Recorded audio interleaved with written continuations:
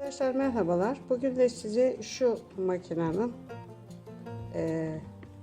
ne şekilde kullanıldığını anlatacağım. Bu makinede arkadaşlar şimdi şu kısımlarda vidalar var. Şu kısımlarda. Şimdi bu kısımdaki vidalarla şu kısımların yani şuranın ve şuranın sıkıştırmaya ve gevşetmeye yarar. Şimdi arkadaşlar bunu kullanmak için şöyle bakın, bu kısımda düz şöyle direkt herhangi bir vidası olmayan bir metalin gireceği şekilde bir boşluk var şu alt kısmında. Şöyle içinde bir metali var, şu var. Şu yukarı kısımda da arkadaşlar bakın şuralarda da vidalı kısımlar var. Şöyle. Bunlar da, bu vidalı olanlar da buraya takılır. Yani aklınıza da olsun. Herhangi bir zımba aldığınızda zaten bu zımbayı aldığınız kişiler size bunları verecektir. Bunlardan vidalı olanlar her zaman şu üstte takılır. Düz olanlar, şu düz olanlar da şu kısma takılır. Bugün ben size arkadaşlar öncelikle şunu göstereceğim. Şu bakın, şu bizim bildiğimiz çıt çıtımız arkadaşlar. Şu büyük çıt çıt. Şu da küçük çıt çıt. Bakın şöyle. Görüyor musunuz? Şimdi bunun ikisinin başları da farklıdır. Mesela bakın büyük çıt çıtın şu altta gelen kısmı şu koruyacak bunu. Şu koruyacak. Bakın buraya göre yapılmış. Buna göre gördüğünüz gibi. Şu küçük çıt çıtınki ise yani küçük çıt çıtı şu büyük çıt çıtla yapamayız, kullanamayız. Bunu da buraya göre ayarlanmış arkadaşlar. Şimdi ben bunu size göstereceğim. Şimdi öncelikle bunu takmak istiyorum. Şimdi bu çıt çıtlar, şu çıt çıt, şu dediğimiz çıt çıt 4 parçadan oluşur. Şunun ikisi şöyle alt kısmını oluşturur. Şu üst kısmını oluşturur. Alt kısmını yapmak için arkadaşlar şöyle yapacağız. Şu derimizi düşünün. Derimizden şöyle güzel bir delik açıyoruz. Şu vaziyette delik açıyoruz. Ve şu ince uzun olanı bakın şöyle. Bunu alta koyuyoruz, sokuyoruz. Bu altta kalacak. Şunu da bunun üstüne koyacağız. Bakın şöyle. Şöyle koyacağız arkadaşlar. Bakın bastırdığımız zaman çıt diye bir ses gelir. Şimdi bunu basmak için şöyle yapacağım. Şöyle ucu sivri olan bir bölüm var. Bunu zımbamızın şu alt kısmına koyuyoruz. Şöyle. Çünkü bu şekilde duracak. Bak buraya koyuyoruz bunu. Şimdi bunun üstü de şöyle vidalı olacak. O da şöyle orta kısmı delik olan bir şeydir. Bakın şöyle girer. Görüyor musunuz? Bunu da zımbanın şu kısmına vidalayacağız. Şuraya vidalayacağız. Ve bunu biz basacağız arkadaşlar. Şunu alta koyuyorum. Şöyle bakın. Şöyle koydum. Ve şöyle üste getirdim. Bakın. Şöyle şu vaziyette. Şu vaziyette bastığım zaman şöyle bunu yapacak. Zımbalayacak. Tutturacak yani sabitleyecek. Bakın. Evet. Bakın arkadaşlar. Gördünüz mü? Bunu yaptık. Şimdi bunun karşılığı arkadaşlar şu. Yani şu.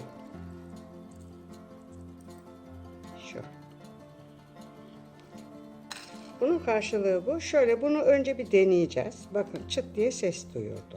Gördünüz mü? Bunun için de yine aynı şekilde derimin şu kısmını deliyorum. Şu kısmını şöyle deliyorum.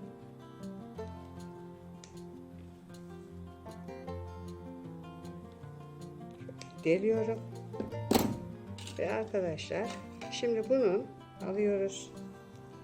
Bu dışarıda kalacak arkadaşlar. Dışarıdan göreceğiz bunu. Bunu bu şekilde takıyorum. Bakın şöyle. Bunu da buraya takıyorum. Ve bunu da zımbalamak için arkadaşlar şöyle yapacağım. Bunları çıkartıyorum artık. Bu iki başın işi bitti. Bakın bu iki başın işi bitti.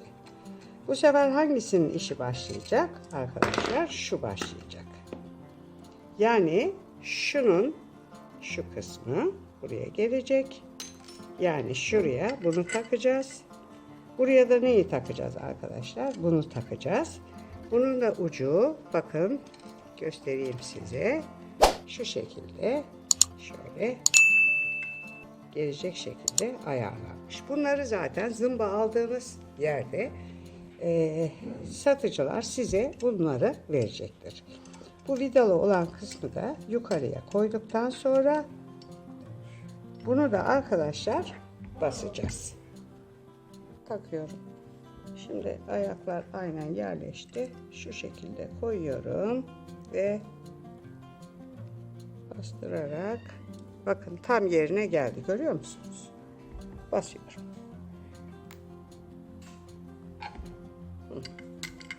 Bakın. Bakın arkadaşlar. Bu şekilde basılıyor.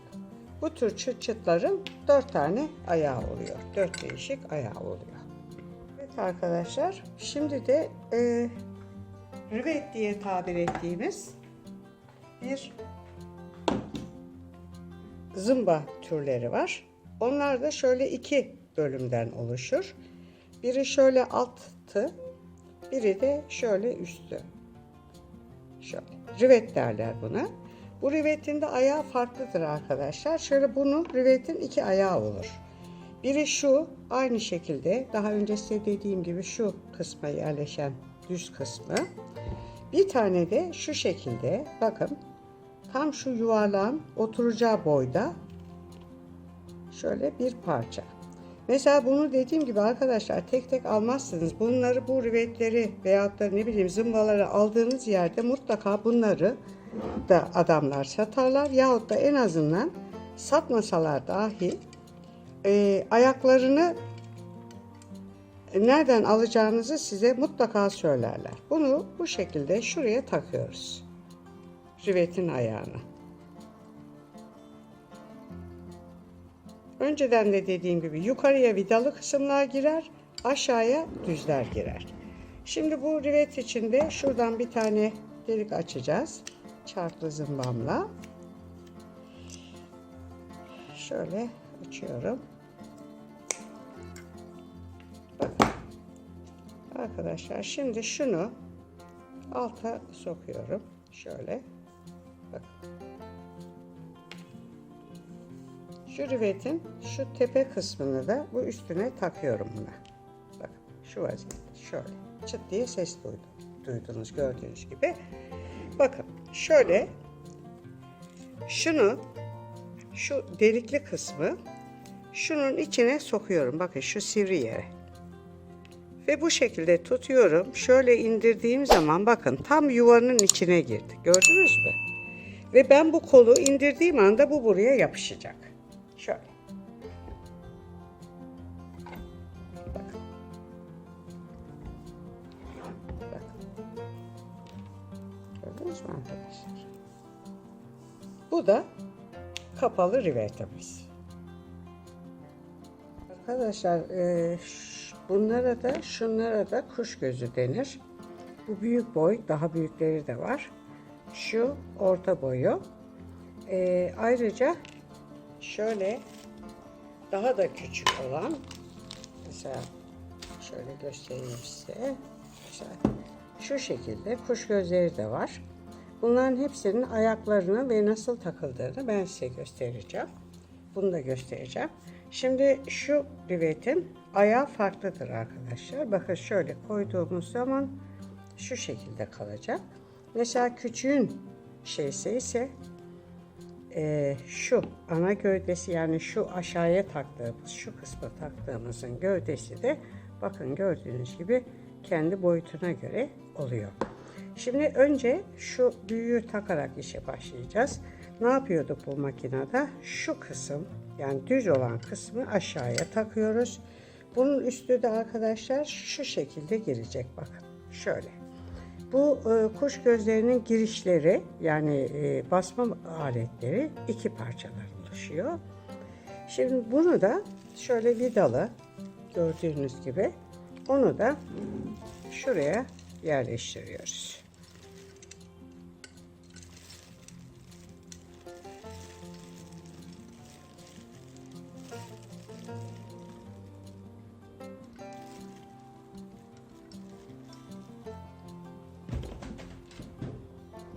Şimdi arkadaşlar bunu deleceğim.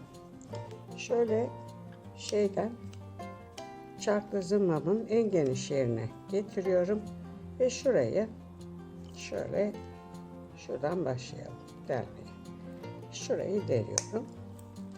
Bakın burası birazcık küçük gibi gelecek. Bunu birazcık daha bununla genişletiyorum.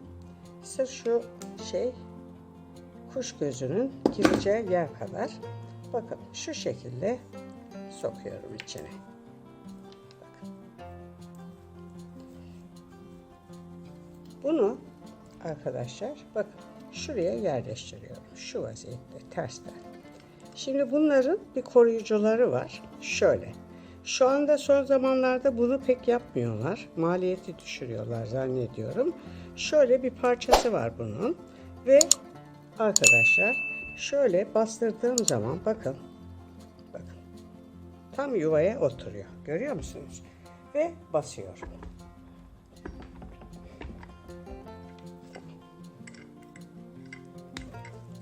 Bakın arkadaşlar. Kuş gözüm basıldı. Görüyor musunuz? Bu şekilde basıldı. Şimdi bu kuş gözünün şunu da ayrı oluyor arkadaşlar. Şimdi bunu buraya koyayım. Bir de bundan basayım size. Görün. Şöyle arkadaşlar. Şunu buraya takacağım. Bunun küçüğü de bu. Şuna göre. Görüyor musunuz? Şöyle. Bunu da buraya takıyoruz. Şöyle. Şuraya takıyoruz. Evet. Şimdi bunu deliyorum arkadaşlar. Bu sefer birazcık daha küçük boydan deleceğim. Şununla deleceğim. Şu en geniş yeri şurayla deleceğim. Şöyle. Bunu da böyle gümüş renkliyle yapayım. Şu şekilde takıyorum arkadaşlar. Bakın. Ve bunu şuraya koyuyorum. Bakın şöyle. Bunun koruyucusu yok. Yani şu tarz metali yok. Bunu direkt basacağım. Şöyle. Bakın indiriyorum ve basacağım. Bakın arkadaşlar. Görüyor musunuz?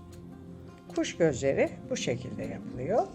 Arkadaşlar bakın bir de şöyle mini kuş gözleri var. Bunlar çok farklı. Bunların ayakları da hayli farklı. Bakın şöyle 2 tane ama sivri uçlar şöyle. Aynen bu kuş gözünün de kalıbı şöyle. Şu düz kısım alta gelecek. Şöyle. Üst kısmında arkadaşlar şöyle vidalı. Daha önce dediğim gibi şuraya takıyoruz. Şimdi bunu basmak için de yine şu çarklı zımmamın şu kısmıyla şöyle deliğimi açıyorum. Bakın şöyle minnacık bir şey. Bakın takıyorum. Şöyle. Bunun da arkadaşlar arkasında şöyle genelde bunları süs olarak kullandıkları için bu arka kısmına pek metal yapmıyorlar. Bunu da bu şekilde şöyle bakın şuradan takıyorum. Şu sivrinin içine girdiriyorum. Elimle şu vaziyette tutuyorum ve basıyorum. Bakın tam geliyor. Görüyor musunuz? Şimdi buradan bastığım zaman kuş gözüm takılmış olacak. Deri ya da kumaşla kullanılan zımba makinesinin nasıl kullanıldığına ilişkin çeşitli örneklerle size bilgi vermeye çalıştım. Videom burada sona erdi. Videomu beğenmeyi, kanalıma abone olmayı unutmazsanız mutlu olurum.